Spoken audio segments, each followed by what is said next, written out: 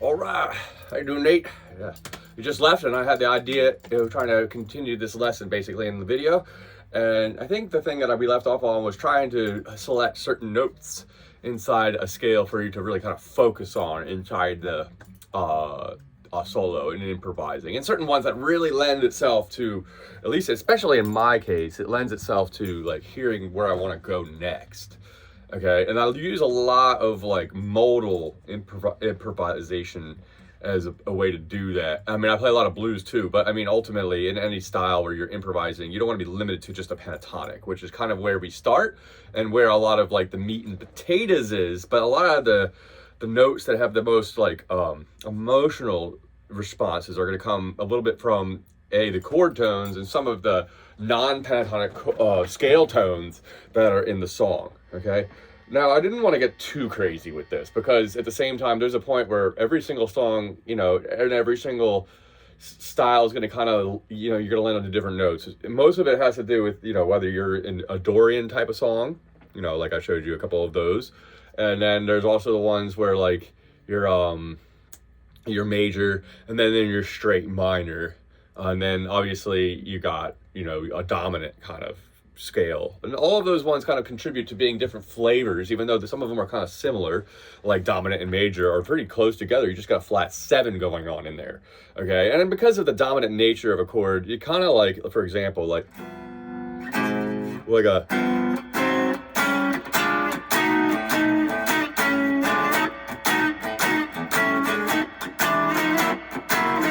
it's kind of funny how like those chords can just kind of move in this chromatic motion and none of it sounds wrong. Something about the way the harmony of the dominant chord kind of always makes a lot of the notes in the chromatic line of each other work. And that's why a lot of blues and jazz players really use a lot of chromatic approach to notes to make them sound better. So technically, this idea can be taken to another level once you have the idea of using, you know, the idea of half-step movements and stuff like that. So one thing I wanted to start with is the song Lowrider, which is the easiest song in the world. But because it's so easy and it's only one chord the whole time, you can really mess with the tonality inside of the key of G in this case. And the key of G, Dorian and Mixo. I would say this is almost like a Mixo dominant type thing. Almost like a, you know what I mean? So I'm gonna put the song on here and I'll give you an example. So you can hear that pretty decently. You don't need to hear it super good, so obviously, so the thing is that I want to try and part is what notes I'm focusing on. So in this kind of a bluesy jam over a 1 chord, you really have to lean into the scale more because you don't have that harmonic movement to necessarily give you the you know, some more places to go. So you have to make a lot of places to go out of almost a very little limited amount of spots. But the way I look at this is I play from the minor position. Maybe I'll stop that for a second. Start from the minor position. Okay, or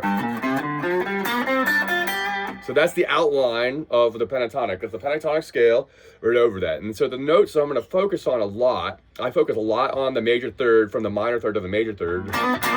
So that's the one thing. The 1 half step. I think a lot of the times you're going to want to focus on half step movement inside the scale. And then you can start using the notes that are outside of the scale as half step approaches to the ones that are in.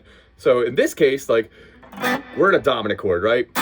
We don't have a minor third. We technically do though. You can always just force that minor third inside that dominant thing there. And then Jimi Hendrix would do it, Stevie, and lots of different players will land on that when they want to have, like, it's a little bit more of a mean than going. You know what I mean? Landing on either this, and I've showed you that before.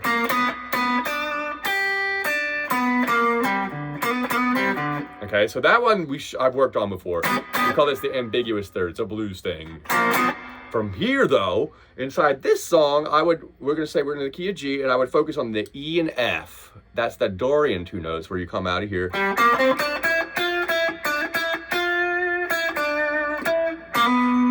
That little line here on the B string going from 6, 5, 3, those 3 notes together, and that D note on the 3rd fret of the B is actually the 7th fret of the G too. So you can have, depending on where you want to go, you don't have to go all the way down. You can kind of make it up here and then kind of come down.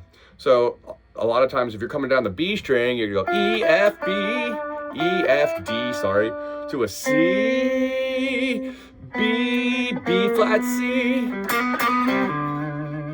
And that's a blues lick again. So again, but I'm gonna focus on now, I'm gonna put the thing on and I'm gonna play a couple licks, focusing on this E and F, and this is E and F here, and up here. Okay? So I got 3 different places. And I focus on the half step. So for example,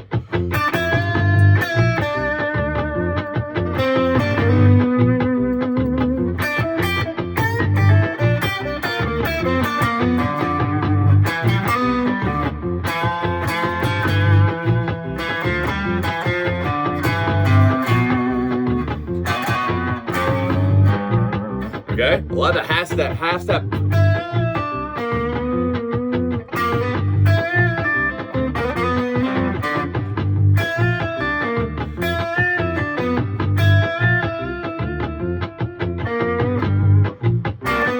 Okay, so that's the one. That's the Dorian focus there. You want to try and use those notes in there.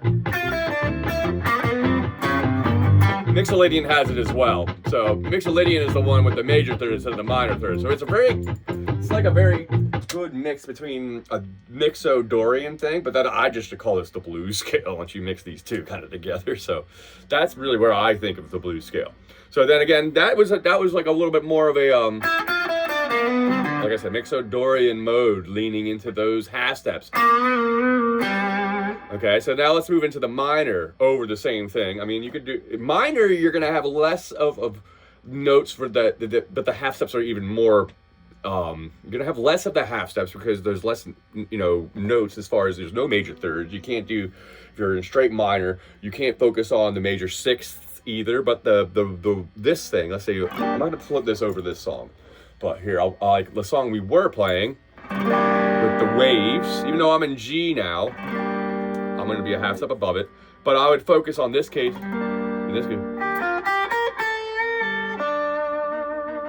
which was some of the things I was doing over the Guthrie thing. Was I was using that 2, the spot between 2 and the flat 3, which would be the minor third, and the root and the 5th. Those 4 notes together starts me.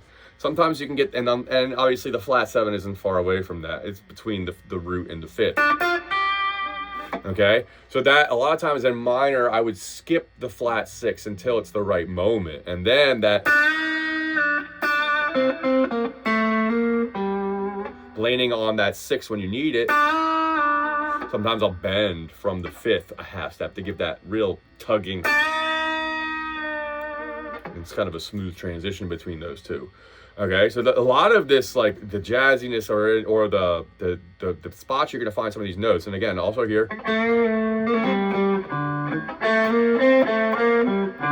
See, every time I go for the root, I also have a 5th involved, and that's something that I would do. That's something I'm hearing. That's not necessarily the combo you need to do, but a lot of that stuff I was doing when we were doing the waves improvisation, I was using the minor third, the 2, the root, and the 5th lower, and also higher. Okay, those 3 notes, I mean, so you're talking about the minor third, the root, and the 5th. That's a chord, right? Those 3 of those notes are chord tones.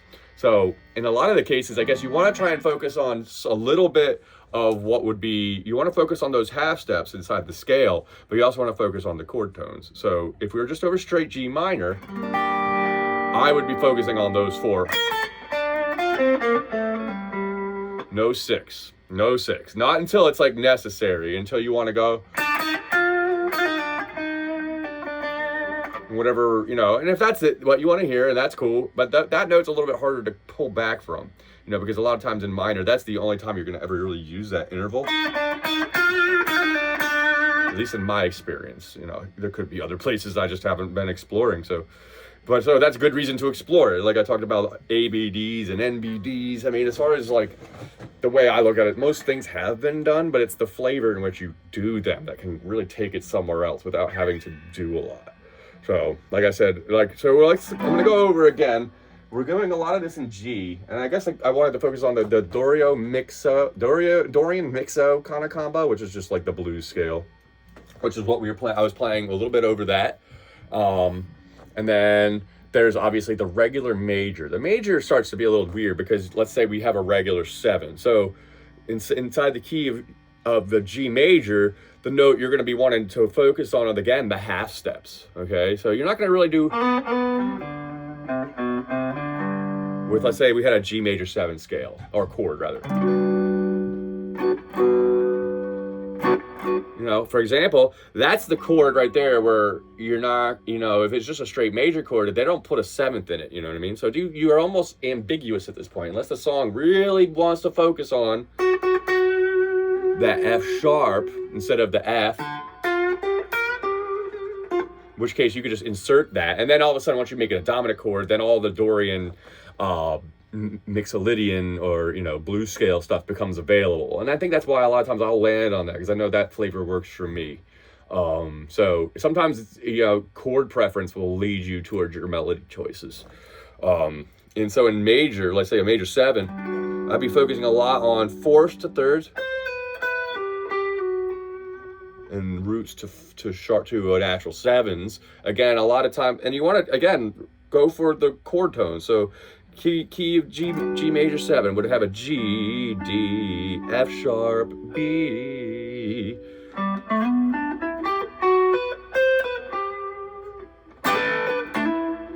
So basically, you just want to try and find those notes in the cracks, the ones that really isolate the tonality of the chord. So like a major 7, and again, you can impose these over a regular major, but they're a little bit more easy to hear. You know, like if this chord here leads to this.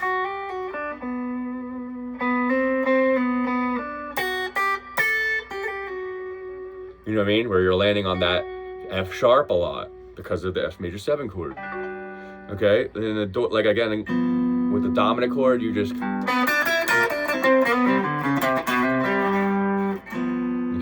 that works right over that chord, G minor.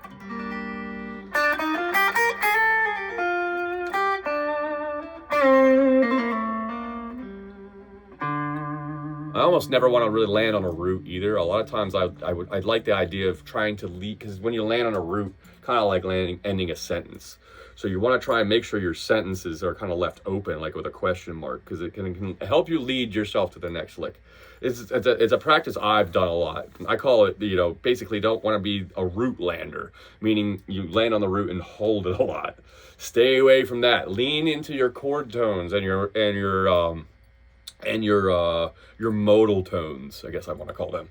Okay, so I think that's like a good 3 different ones. We talked about Dorian a little bit. Dorian would be the one where you're not going to have the major third. Let's say we did a straight Dorian.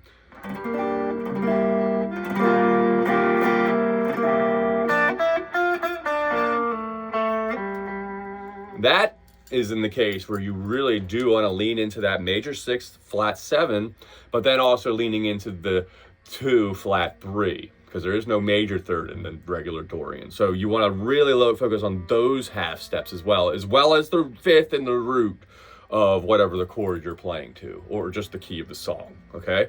So again, a lot of these things are just going to be things you got to experiment with and just start trying, and don't worry if it's like, well, it doesn't sound as good as I want it to. But that's the thing. It's like you get good at your craft. You're getting better and better and better at that as you do it over and over and over and over again. And so you just kind of keep using your ear. You got to really develop your ear and focus. I think a lot of people would probably, I focus on embracing the wrong. I mean, I don't care if I play it wrong, as long as it sounds good, it's right to me. So, and that's how I think. I think that's a good philosophy to try and, you don't want to get hung up on making it, you just want to try and progressively get better at expressing yourself with this thing. And it might not be as quick as we want, but this is the thing about soloing, is that you really and especially, something that I've really started with was soloing and still working on it. And these are a lot of the key things that I've focused on a lot. It's like, focusing on your modes, not afraid to use pentatonics when you want to, and then also focusing on your chord tones, okay? And each one of these ones, I would focus on, let's say we just had a chord going, like this example. We were looking at this before. We pick out certain licks that a guy would play, like Jeff or whoever. So I'm gonna start here. What notes really ring to me? Just start with single notes. Don't even have to be a lick. Just be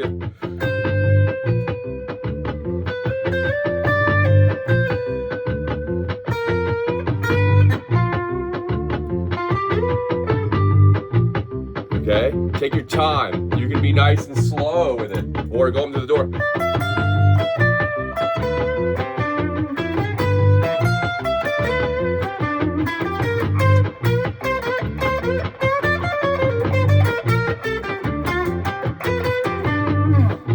I mean, I kind of gotten to the point where I like my improvising will just kind of flow like that because I've just done it for so long. I've done it for 23 years. So I know what I want to hear. I know it. The more and more you do this, you'll start finding it. Okay? So again, I think we focus on from Phrygian too. So some of the other stuff, I'm not going to go into that now. Some of that stuff has all those half steps to it. Again, it's, you know, the augmented third, you know, the flat two with the major third in there. So it has that augmented like interval. That sounds really spicy, you know, and you also have the minor version of that, you know, like I showed you where you go. That would be the A major, which they call the harmonic minor. But then if you play the same thing from the point of it's saying it's an E, you get the E Phrygian. You